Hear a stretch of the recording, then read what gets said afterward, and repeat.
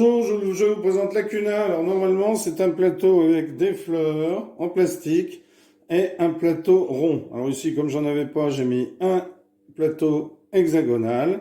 Alors vous pouvez le mettre un peu plus grand. Vous avez ensuite dans le vrai jeu alors ça c'est pas le vrai jeu, vous avez un récipient avec un petit trou, de manière à ce que vous mettiez toutes les fleurs à l'intérieur et vous les versez. Alors après, une fois qu'elles sont versées, bien entendu, vous allez les dispatcher, qu'elles ne soient pas toutes réunies en tas. Par exemple, un tas ici, un tas ici, un tas ici. On essaye de les dispatcher. Et celles qui sortent, quand on vide, on les remet dessus. Alors, chaque joueur va prendre une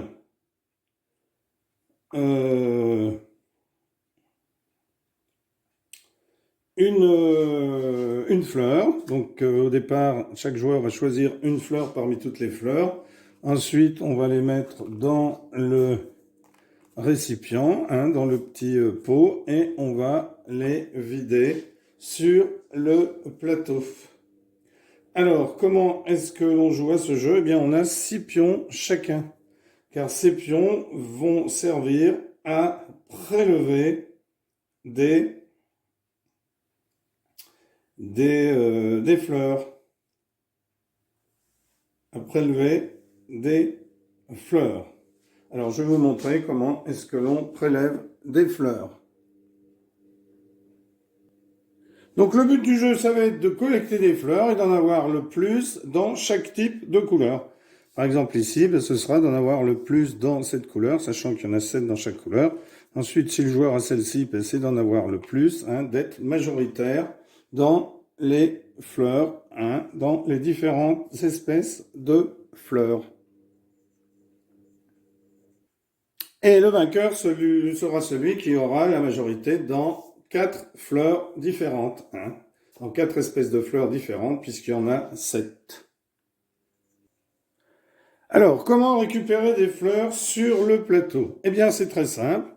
Imaginons que ce soit au joueur jaune de commencer. Il va devoir choisir et trouver 2 fleurs identiques avec une ligne au milieu. Donc, par exemple, ici, vous voyez, ces 2 fleurs, alors sans les bouger, bien entendu. Il a par exemple ici, il a ici, il a ici, il a ici. Il ne faut pas qu'il y ait d'obstacle entre les deux. Il ne peut pas prendre ces 2-là parce qu'il y en a une entre les 2 sur la ligne. Alors, il ne peut pas prendre ces 2-là parce qu'il y a celle-ci qui est entre les 2. Il pourrait prendre ces 2-là. Donc lui, comme il a celle-là, il décide de se mettre entre les 2 sur une ligne imaginaire. Là, il y a des lignes de tracé, mais c'était pour autre chose, donc on n'en tient pas compte. Donc, il va pouvoir se mettre partout autour. Alors, imaginons par exemple qu'il y a eu ici 4 fleurs identiques, et bien il aura ramassé les 4. Là, il va ramasser les 2, donc il n'était pas obligé de se mettre entre les 2. Donc, il en a déjà, par exemple, 3 de ce type. Alors, l'autre joueur va jouer et va poser, par exemple, son pion. Donc, ici, il y a une ligne imaginaire, il n'y a pas d'obstacle entre les deux, puisque là, on considère une ligne droite. Mais il va décider de se mettre ici pour pouvoir prendre ces 2-là. Et vous avez vu qu'il s'est mis, sur la ligne ici, entre les 2, de manière à ce que son adversaire ne puisse pas prendre les fleurs. Alors, autre chose à savoir quand vous posez votre pion, c'est qu'il faut essayer aussi de le poser vers un maximum d'autres fleurs, puisque lors de ce premier tour, toutes les fleurs ne seront bien entendu pas ramassées. Donc, il en restera sur le plateau. Donc, stratégiquement, il faudra essayer de placer son pion entre 2 pions, mais peut-être le plus proche, d'où il y a le plus de fleurs. Parce qu'ensuite, elles vont être ramassées en mesurant la distance entre le pion et la fleur, pour savoir si c'est un pion rouge qui est plus près ou un pion jaune. Donc, c'est au joueur jaune de jouer ici. Je jouerai par exemple ici. Alors, en se mettant peut-être ici, parce qu'il est plus proche des autres, ou en se mettant ici, ou alors il chercherait par exemple à se mettre ici, proche, ou alors il pourrait très bien, alors il peut pas se mettre ici parce que celle-ci gêne sur la ligne, peut pas se mettre ici parce que celle-ci, ah si, il peut se mettre ici parce que celle-ci ne gêne pas. Alors il pourrait très bien se mettre ici pour ensuite ramasser celle-ci lorsqu'il n'y aura plus de fleurs. Donc il prendrait ces deux-là par exemple. Donc il les rajoute. Le joueur rouge déciderait de prendre celle-ci en se mettant ici. Le joueur jaune déciderait de se mettre... Alors vous voyez par exemple ici, donc si elle avait été plus proche, hein, alors imaginons qu'elle soit ici, eh bien il se serait mis là parce qu'ensuite il aurait été plus proche de celle-ci. Alors imaginons qu'elle soit comme ceci, voilà, qu'elle soit là, donc il les prendrait. Ensuite ce serait le joueur rouge, et là vous voyez il sera plus proche, à moins que l'autre joueur ne réussisse à prendre. Alors l'autre joueur décide de se mettre eh bien ici, parce qu'il va être encore plus proche, vous voyez, de celle-ci que la jaune. Donc il décide de prendre ces deux-là. Ensuite, c'est au joueur jaune de jouer. Il décide de prendre ces deux-là. En se mettant ici. Donc là déjà, il en a 4. Donc il sera majoritaire puisqu'il n'y en a que 7 par espèce. Le joueur rouge décide par exemple de se mettre ici. Donc il en aura 4 aussi, il sera majoritaire pour celle-ci. Ensuite, le joueur jaune va jouer. Alors ensuite, hein, quand tous les joueurs auront pris, on a une règle pour mesurer. Alors dans le jeu, il y a une règle un petit peu spéciale, mais sinon c'est comme à la pétanque. On mesurera par exemple ici, entre le pion jaune et le pion rouge, si on n'arrive pas à le voir à l'œil nu, eh bien on mesurera qui est le plus proche. Alors le joueur jaune décide de prendre ces deux-là. Le joueur rouge décide de se mettre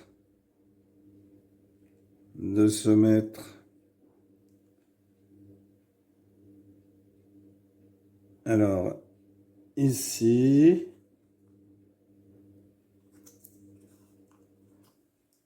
Le joueur jaune, pour son dernier pion, décide de se mettre ici. Le joueur rouge, pour son dernier pion, décide de se mettre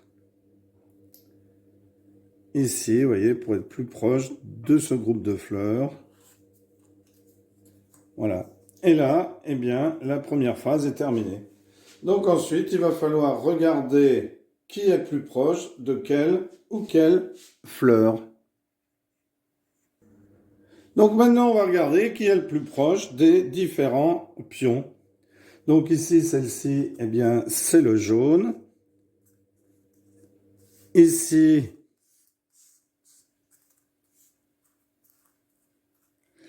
alors ici, celle-ci, c'est le rouge, on le voit bien, c'est plus près. Ici, c'est le rouge. Ici, c'est le jaune. Ici, c'est le rouge. Ici, c'est le rouge. Ici, c'est le rouge. Vous voyez, il n'y a pas beaucoup, mais c'est quand même le rouge. Ici, c'est le rouge. Ici, c'est le rouge. Ici, c'est le rouge. Ici, c'est le rouge. Ici, ça semble être le rouge. Donc, on peut, si on n'est pas sûr, mesurer. Donc, ça fait 6 cm. Et ici, plus de 6 cm.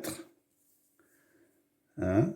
Donc, on peut mesurer à partir du bout ici. Donc, ça fait... Ah non, ça fait 6 cm. Donc, si vous voulez vraiment être sûr, eh bien vous prenez un compas, hein, puisque vous savez que le compas, c'est l'outil le plus, dans ce genre de jeu, eh bien, le plus adapté pour pouvoir mesurer, mais on va déjà faire celui-ci qui va aller au rouge, au jaune, celui-ci qui va aller au jaune, celui-ci qui va aller au jaune, celui-ci semble être le plus proche, on va mesurer, celui-ci aussi, celui-ci est plus près du jaune, celui-ci est plus près du jaune, celui-ci est plus près du jaune, celui-ci est plus près du jaune, celui-ci on va mesurer, on va mesurer, on va mesurer, et on va mesurer les deux ici. Donc vous prenez soit une règle, donc ici j'ai, si je prends le milieu, 0 et 5,8, 0 et plus de, donc c'est le jaune ici, etc., etc. Alors imaginons qu'ici ce soit le jaune, on a mesuré, ici ce soit le rouge, on a mesuré, ici ce soit le... Alors on va mesurer donc 0 et ça va jusqu'à 7. Et ici 0, 6,5. Donc c'est le jaune et ici le rouge.